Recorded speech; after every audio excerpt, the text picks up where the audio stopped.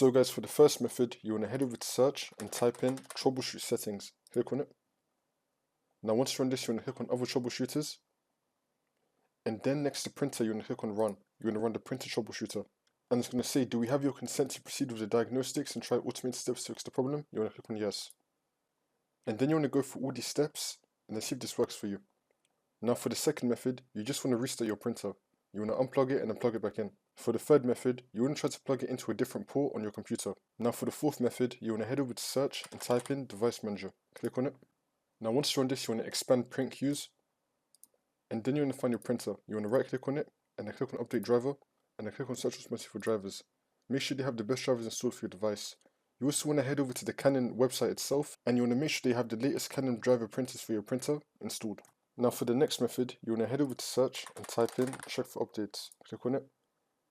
Now once you're on this, you want to click on check for updates and do the updates that your computer may have. Now for the next method, you want to head over to search and type in services. Click on it.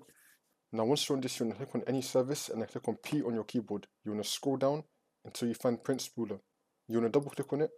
Make sure that the startup type is on automatic and that the service is running. So click on start, which will make the service running. And click on OK. Now once you've done that, you want to click on restart the service. And then see if this works for you. Now for the last method, you just want to restart your computer and then hopefully your problem will be fixed.